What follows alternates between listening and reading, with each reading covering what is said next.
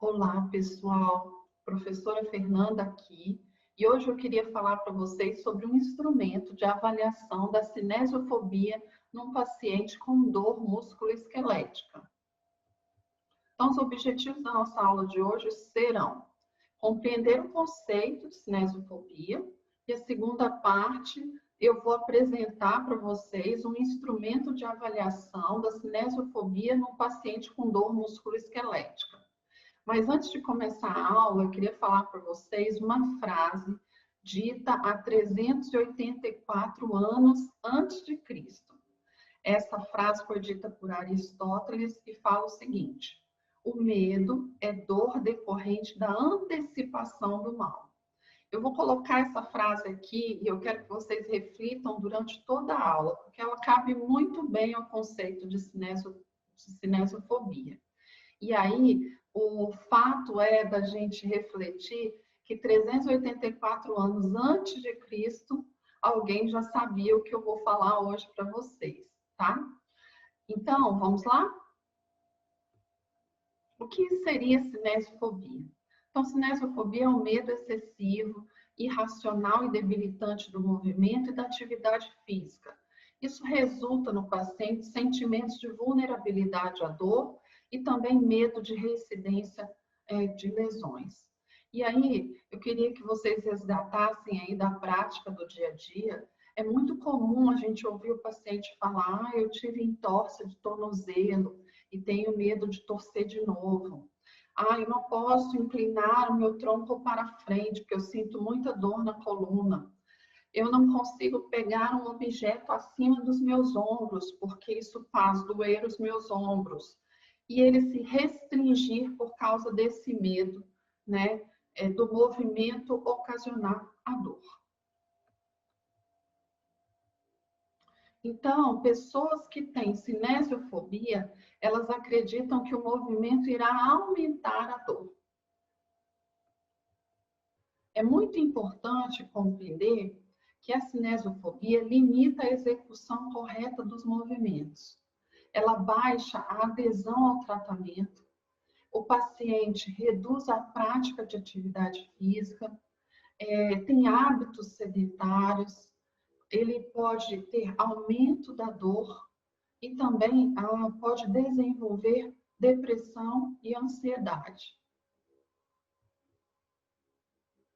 Então, pessoal, a cinesiofobia, ela se sustenta, a explicação dela é nesse modelo, o modelo medo-evitação da dor. Eu já falei em outra aula para vocês sobre isso, depois eu vou deixar aqui a aula, né, um link da aula para se vocês quiserem assistir a uma aula só sobre medo e a dor musculoesquelética e a influência do medo na cronificação da dor. Mas o que eu vou resgatar algumas dessas informações aqui, embora não seja meu objetivo me aprofundar nesse tema, mas eu acho esse modelo medo-evitação muito útil para que vocês entendam e a gente possa seguir a nossa aula. Então, vários autores confirmam esse modelo. Esse modelo ele é o mais aceito para explicar as razões, né, pelo qual as pessoas desenvolvem medo do movimento. Então, quando uma pessoa sofre uma lesão, ela vivencia uma experiência de dor. E após vivenciar essa experiência de dor, haveria dois caminhos.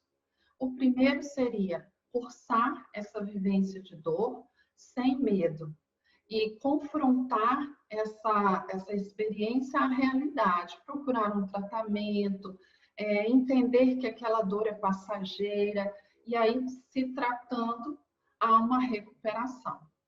O outro caminho seria vivenciar essa experiência de dor com um sentimento chamado catastrofização, uma visão negativa, né? Uma afetividade negativa.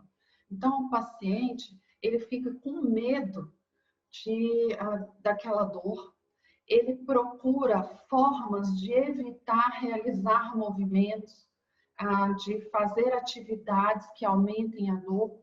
Ele, então, evita esse sentimento, a gente chama de evitação. Ele também presta atenção o tempo inteiro naquela dor ou nas coisas que ele está fazendo, que a gente chama de hipervigilância. Todo esse conjunto de sentimentos, né, de evitação, hipervigilância e medo, provocam o que eu falei anteriormente: inatividade física, né, repouso exagerado, medo do movimento, a realizar o movimento de forma inadequada, que ocasiona desuso e pode gerar a depressão e também a incapacidade. Essa depressão e incapacidade, desuso, também, por sua vez, reforçam a experiência de dor. E isso se torna um ciclo vicioso. E o paciente, então, não consegue sair desse ciclo e cada dia ele fica com mais dor e mais incapacidade, mesmo não tendo uma nova lesão, uma relesão, tá? Então, para entender cinesiofobia, é preciso entender o modelo medo, evitação da dor. E entender que nós podemos romper esse ciclo abordando de forma adequada o paciente, tanto na avaliação quanto na condução do nosso tratamento. E uma das alternativas de avaliação é a utilização de instrumentos validados para avaliar, para rastrear a cinesiofobia nos pacientes que a gente está tratando. Essa é a aula que eu falei para vocês, eu vou deixar o link logo abaixo na descrição desse vídeo. É a parte 3 de uma série de aulas que eu falo sobre a avaliação da dor pelo modelo biopsicossocial. Nessa aula eu falo sobre o medo e a dor musculoesquelética e eu falo do medo e a dor de forma geral, não só do medo do movimento, que é a cinesiofobia. Então, eu peço a vocês, se tiverem alguma dúvida ainda, se tiverem curiosidade para saber um pouco mais, de forma mais aprofundada, que assistam essa aula que está lá no YouTube. Então, vamos entrar no segundo objetivo da nossa aula de hoje, que seria eu apresentar para vocês um instrumento capaz de rastrear a cinesiofobia nos nossos pacientes. Esse artigo, ele mostra a versão brasileira da escala Tampa de cinesiofobia, né? Ele está disponível gratuitamente na internet, então vocês podem pegar lá na internet. E o instrumento, o roteiro do instrumento, eu também estou deixando para vocês prontinho já para aplicar no link da bio do meu Instagram, tá? Que eu vou deixar a descrição também logo aqui abaixo. Então, é só pegar e aplicar no paciente. E a escala Tampa, ela representa uma forma de avaliar subjetivamente a percepção do indivíduo, né, sobre a sua confiança e segurança de realizar um movimento. Qual, então, é o objetivo dessa escala? Mensurar o medo que o paciente tem da realização de movimentos e da reincidência de lesão por parte deles, né? Como que a gente aplica essa escala? Essa escala é feita de forma muito rápida, ela dura de 5 a 10 minutos no máximo, precisa somente do autorrelato do paciente. Se você quiser imprimir, você pode imprimir, senão você pode fazer no seu aplicativo, no seu computador mesmo. Ela é de baixo custo, está disponível em português.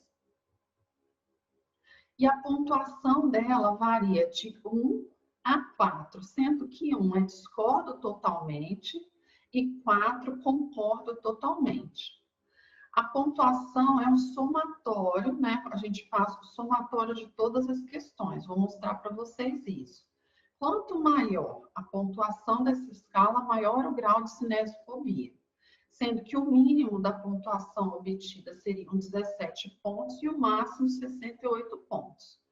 Existem artigos que trazem para nós que scores maiores ou iguais a 37 pontos já seriam capazes de nos demonstrar, né, uma cinesiofobia alta.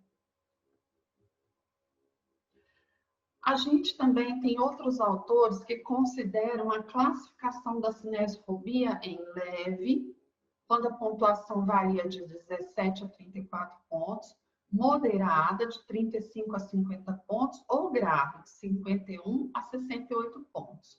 Essa escala é considerada como dividida, né, a compreensão das questões, como dividido em foco somático, os itens 3, 5, 6, 7 e 11, e atividade e evitação, os itens 1, 2, 9, 10, 13, 14, 15 e 17. Então, esses seriam a forma de interpretação dos itens individuais, se a gente quiser fazer uma separação aí na hora de avaliar. Então, essa é a primeira parte da escala que eu vou mostrar para vocês, né? Lembra que ela vai de discordo totalmente até concordo totalmente. 1 é discordo totalmente, 2 discordo parcialmente, 3 concordo parcialmente e 4 concordo totalmente. Para fazer a pontuação, eu devo somar os pontos de todas as questões. Mas é preciso ficar atento que nas questões 4, 8, 12 e 16, eu preciso fazer uma inversão ao somar. Se o paciente marcar 4, por exemplo, nessas questões, eu vou somar 1 ponto, tá? Essa é uma tabela que usa, né, o critério Likert para suas respostas, ou seja, sempre usa os mesmos conceitos. Discordo totalmente, discordo parcialmente, concordo parcialmente, concordo totalmente. E aí essas primeiras perguntas que eu acho importante falar com vocês, elas são afirmações, na verdade não são perguntas, são afirmações. A gente vai falar com o paciente, marque a alternativa que melhor representa o que você sente. Então, tenho medo de me machucar se eu fizer exercícios. E ele vai dizer se discorda totalmente até se concorda totalmente. Então, essa é a escala completa, ela tem 17 itens, né? Eu vou ler para vocês rapidamente todos os itens. Então, ó, tenho medo de me machucar se eu fizer exercícios. Se eu tentasse superar esse medo, minha dor aumentaria. 3. Meu corpo está dizendo que alguma coisa muito errada está acontecendo comigo. 4. Minha dor provavelmente seria aliviada se eu fizesse exercício. 5. As pessoas não estão levando minha condição médica a sério. 6. A lesão colocou meu corpo em risco para o resto da minha vida. 7. A dor sempre significa que o meu corpo está machucado. 8. Só porque alguma coisa piora a minha dor, não significa que essa coisa é perigosa. 9. Tenho medo de que eu possa me machucar acidentalmente. 10. A atitude mais segura que eu posso tomar para prevenir a piora da minha dor é simplesmente ser cuidadoso para não fazer nenhum movimento desnecessário. 11. Eu não teria tanta dor se algo realmente perigoso não estivesse acontecendo no meu corpo. 12. Embora eu sinta dor, eu estaria melhor se eu estivesse ativo fisicamente. 13. A dor me avisa quando devo parar o exercício para eu não me machucar. 14. Não é realmente seguro para uma pessoa com problemas iguais aos meus ser ativo fisicamente. 15. Não posso fazer todas as coisas que as pessoas normais fazem, pois me machuco facilmente. 16. Embora alguma coisa me provoque muita dor, eu não acho que seja de fato perigoso. 17. Ninguém deveria fazer exercícios quando está com dor. Se vocês conseguiram observar as perguntas, algumas afirmações nos auxiliam, inclusive, né, se a gente perceber qual é a ideia que o paciente faz do movimento e do exercício, me auxilia, inclusive, na orientação que eu vou dar para ele depois, durante a minha avaliação e durante o tratamento. Então, eu consigo captar, através dessas afirmações, quais são as crenças que ele tem sobre o movimento e a dor. E isso pode orientar a minha conversa com o paciente e o meu tratamento também. Eu deixo aqui uma série de referências importantes que falam sobre cinesiofobia. Queria dizer para vocês que quem me assistiu até agora, eu fico muito grata. esse conteúdo foi feito com muito carinho e ele só foi feito para ajudar. Então, eu espero que ele ajude vocês a aplicar esse questionário de forma mais rápida, desmistificar esse tema, que também ajude vocês a lidar com a cinesiofobia no dia a dia com os pacientes, que a gente possa fazer com que as pessoas melhorem muito mais rápido. Muito obrigada.